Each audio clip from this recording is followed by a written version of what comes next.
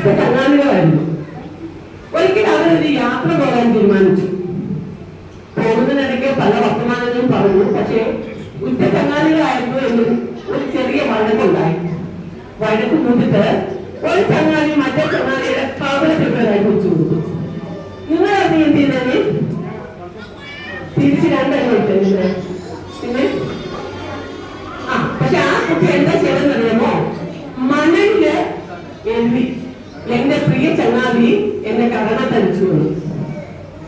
അവൻ തിരിച്ചടിച്ചില്ല കേട്ടോ. അവൻ മണലിൽ ഇങ്ങനെ എഴുതി എന്റെ ചങ്ങാതി എന്നെ കരണത്തടിച്ചു. വീണ്ടും അവർ യാത്ര തുടർന്നു. നടന്ന് നടന്ന് അവർ ഒരുപാട് ക്ഷീണിച്ചു. ഭയങ്കര ദാഹം. അവർ വെള്ളത്തിനായിട്ട് അന്വേഷിച്ച് നടന്നപ്പോൾ ഒരു കുളം കണ്ടു.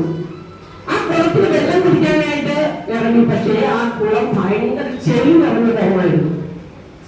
ആ വെള്ളം കുടിക്കാനായിട്ട് ഇറങ്ങിയപ്പോ ആ അരി കൊണ്ട സുഹൃത്തില്ലേ ആ കുളത്തിലെ വെള്ളത്തിലേക്ക് ആണ്ടുപോയി. വെള്ളത്തിലേക്ക് ആണ്ടുപോയാൽ ചെളിയിലേക്ക് ആണ്ടുപോയാൽ എന്താ പറ്റുന്നത്? രക്ഷപ്പെടാൻ ബുദ്ധിമുട്ടാ. പക്ഷെ മറ്റേ സുഹൃത്ത്, അടിച്ച സുഹൃത്ത് പെട്ടെന്ന് ചാടി വീണ് ആ സുഹൃത്തിനെ ജീവൻ കൊടുത്ത് രക്ഷപ്പെടുത്തി. അപ്പൊ രക്ഷപ്പെട്ട ചങ്ങാതി എന്താ ചെയ്യുന്നുള്ളത് അറിയാമോ? ഒരു വലിയ പാറയുണ്ടായിരുന്നു. ആ പാറയിലെ കല്ലുകൊണ്ട് എഴുതി എന്റെ പ്രിയ ചങ്ങാതി എന്റെ ജീവൻ രക്ഷിച്ചു.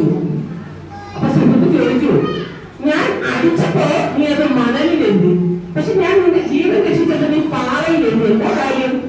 അവൻ പറഞ്ഞു, മണലിൽ എഴുതുന്ന കാര്യത്തിൽ എന്താ സംഭവിക്കുന്നത്?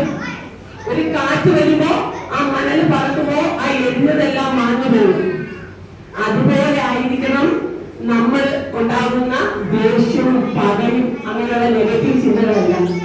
മനുഷ്യരല്ലേ, നമുക്ക് ദേഷ്യം ഉണ്ടാവാം, പകയുണ്ടാവാം, ഒക്കെ ഉണ്ടാവാം. അതൊക്കെ മനുഷ്യ സഹജമാണ്. പക്ഷേ അതിനൊന്നും കൂടുതൽ ആയുസ് കൊടുക്കരുത്. അതൊന്നും കൂടുതൽ നാം മനസ്സിൽ കൊണ്ട് നടക്കാൻ പാടില്ല. അതൊക്കെ പെട്ടെന്ന് മറന്നു കളയണം. എന്നാൽ ഒരാൾ നമുക്ക് ചെയ്യുന്ന ഒരു നല്ല പ്രവൃത്തിയാണെങ്കിൽ അത് നമ്മളുടെ മരണം വരെ നമ്മൾ ഓർത്തു വെക്കണം.